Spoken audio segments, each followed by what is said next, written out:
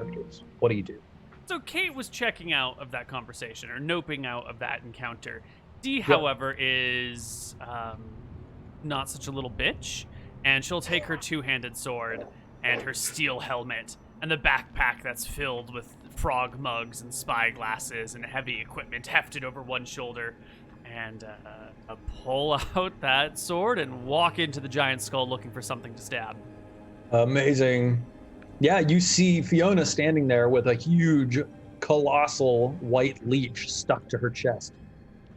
Fiona, Not good. don't move. And like I aim myself to the side so Fiona's here, the leech is here, and then I'm just gonna try and like stab down through the leech without running into Fiona's belly. Nice. Don't get the poison in me. The melee button? There it is, 8 to hit and 2 damage. Unfortunately, your 8 misses. Where does that 2 damage go? Don't hit Fiona, right? No, you don't hit Fiona. The 2 damage goes into the ether and it damages the water. All right. Henley and Babs. And also Babs. Scribbles. What do you do? Babs is not having this and is just gonna magic missile that big monster off of Fiona. Awesome. Which is an exceptionally accurate spell, right? Like, Yes, always it hits is. and not hits unintended. Okay. It, in fact, cannot miss. And as a note, the mercurial effects on this are that this spell is shouted by a demon from within Babs, and then Babs can't talk for 1d4 rounds. So this is like a demonic growl that happens. Also, like, good advice for your vocal cords right now. Like, don't do that twice. Yeah. Magic No. missile. Magic missile. Awesome. So an 8, unfortunately, the spell flies from your hand and also from your mind, and it vanishes into the ether, doing nothing. You cannot cast. Do I still have to have the mercurial effect? Yes. I'm so Now you mad. can't speak for 4 rounds.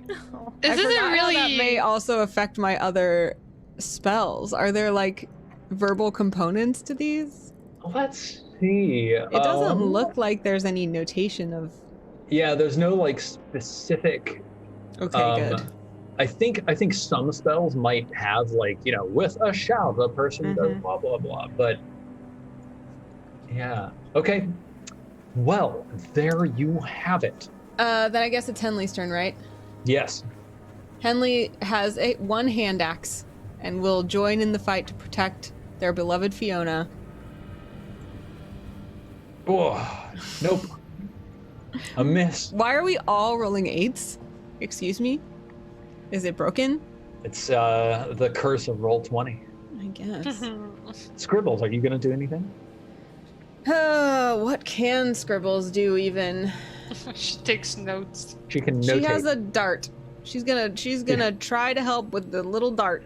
Her last dart. Oh. Does that hit? Oh, dang, nice. So Scribbles like 14. goes back here where the hole is and then throws a dart into melee, which is always dangerous because you might hit your friends, but you don't. You hit the giant white tadpole and deal 3 damage. Very Nice. I underestimated you, Scribbles. Well done. So did Fiona, who screamed, no, the whole time she was winding up, and then was like, oh. Fiona, Evelyn, and Agnes, and Senga. What do you do? Let's see. Agnes comes in, and she's just like, oh, God, what are we doing here? No, Senga, and sends in, wait, do they operate separately, or do they operate together? Do they both get passes and stuff? Let's say they operate in the same initiative order. Got it. But Agnes could use a spell, and Senga could also do a physical attack. I'm pretty sure. Let's double check. I think that's one of the benefits of having a familiar, but also like the danger, of course, is that if your familiar dies, then you basically just die. Magic items, monsters. Wait. F for familiar 141.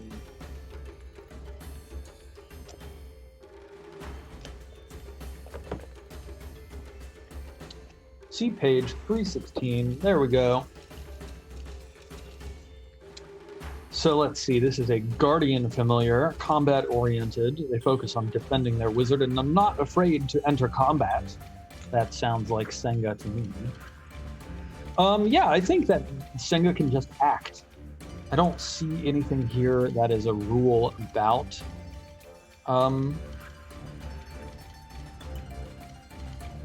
That is a rule about when this creature can attack, or like you needing to spend a part of your action to make your familiar attack. I think it just can. That is fantastic, because Stephen, if you allow it, what I would like to do is for Agnes to place her hands on Senga's shoulders and shout, enlarge! Awesome. And based Roll on the your success of enlarge. Oh no. Oh god, we're gonna lose all of our spells and we're not even facing the demon yet. Like, this is a really bad move. The spell for enlarge fizzles, vanishes from your mind, evaporating. Oh, I lose? Like, I just don't have that anymore, or not for today? Yeah. You, For today. you no longer have that spell today. Okay, yeah. Sorry. She'll remember it tomorrow. Yes, she There we will. go. Great. Senga kind of like from atop D'Artagnan looks down at Agnes and is like, "You're terrible at that." And she just hops off the horse and she's like, "I'll save you, Fiona," and comes in with her. Let's see. So Agnes's familiar Senga is a tiny, wizened old woman. She's got about 10 HP, 16 armor, and she's gonna come in with a 1d6 bludgeoning plus 4. Isn't she specifically a tiny old miniature version of her? Like, it's not just Yeah. Yeah. like a Like, look about the Tiny future, old- sweetheart. Like, Older miniature Agnes. yeah. But she's also like super good. She has like crazy AC and HP compared to most of our characters. But the mental picture is so much funnier when you remember that it's like Agnes and little old Agnes. don't talk to me or my familiar ever again. Yeah. And you roll 1d20 plus 4, and you deal 1d6 bludgeoning damage.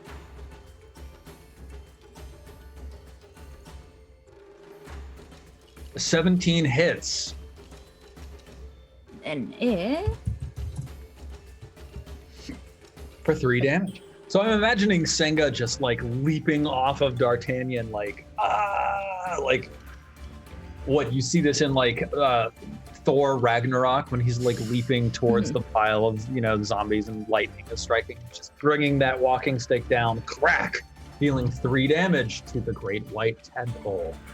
-3. Fantastic. Fiona Evelyn. and Evelyn, what did the two of you do? Oh, Oh, and actually, of course, no, Agnes tried to cast enlarge. yeah, she failed. Let's see. Evie is gonna come in and I had to change her name because I accidentally named like all my characters after AnnaProsser's like professional roleplay characters when I was just going through like the alphabet. So my bad. I'm sorry. This is Evie now. She's got a warhammer and a bunch of padded armor, by the way, because she's afraid of everything. And she's gonna bring this warhammer down to bear on the leech. Hopefully. Oh shit! Oh. So that's a crit. Now Evie is just a level 0 character, right? So let's see. First of all, you do 2 damage, which is great. -2. And then we get to roll on the crit table. Let's double check what that is. Oops. Where is it? DCC rules? Yeah. So yes, crit table 1, show to players.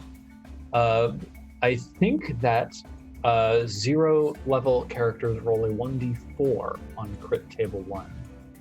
Is that on your character sheet at all? Who is this? Evie? This is Evie. Crit die D4. There it is. Yeah, absolutely. Beauty. You roll a 1, which means the force of the blow shivers the weapon free of your grasp. You also inflict plus 1d6 damage with this strike, and you are disarmed. So, Evie, please roll 1d6. Oh! Right. So, your warhammer just goes like swinging through, blap, and it like splashes into the water, and then it just completely slips out of your grasp, just goes flying somewhere inside of the skull. Bloop. And then you see like half of the great white tadpole float up, and then the other half float up, and then it detaches from Fiona and dies. Yeah. Evie, who has never done violence of this magnitude, just kind of stands there with her arms down as if she's still holding the hammer, and the water has like splashed her face, kind of, maybe there's some blood in there, and she's just kind of like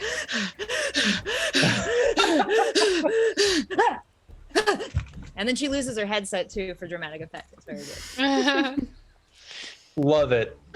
Basically, like, puts her arms down, and she's like, I was totally gonna crit it too. I was gonna do a mighty blow. Like, those new armor pieces were gonna be put to such good use. Take note of that, Scribbles. Take note of that. Scribbles is like, and goes over and retrieves her dart from having actually hit the... Then she turns over to Bishri and she's like...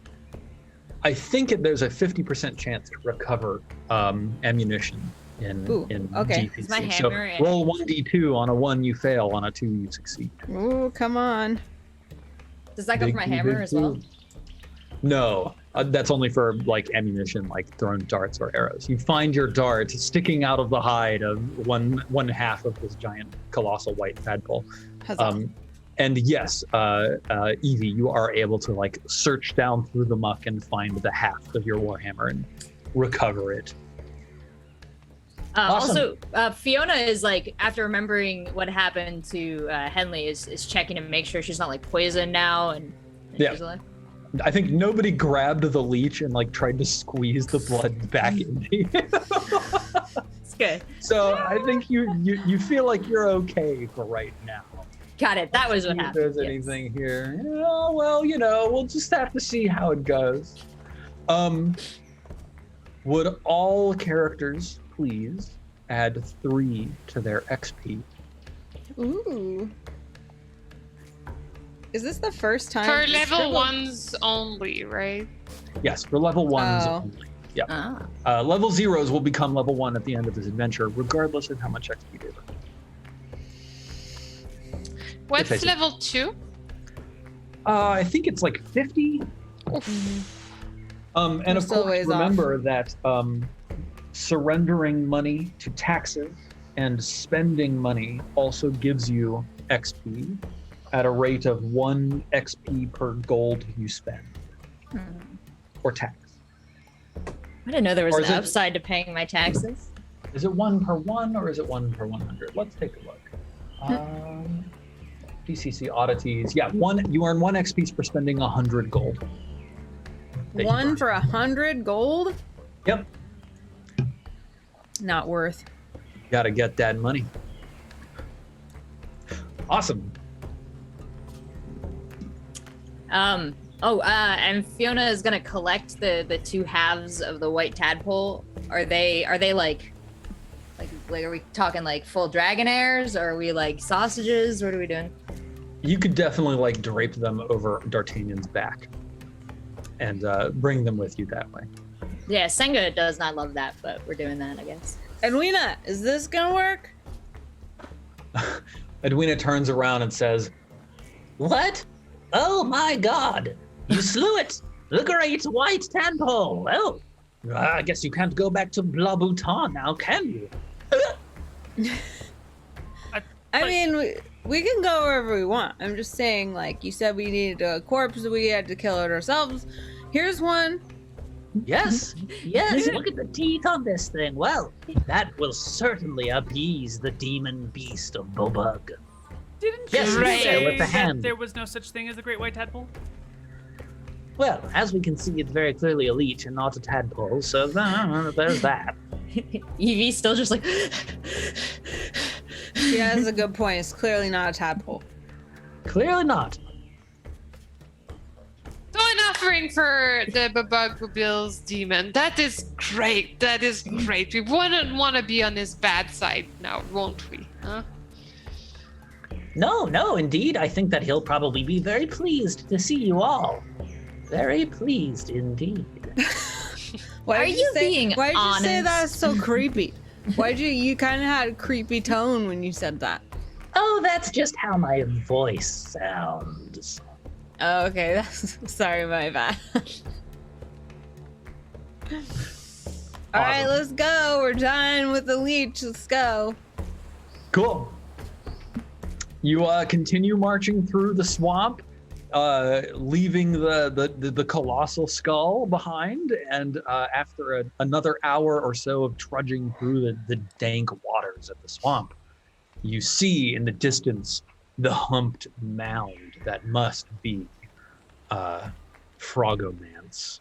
There's like an ivy encrusted tower rising up from one side of this mound.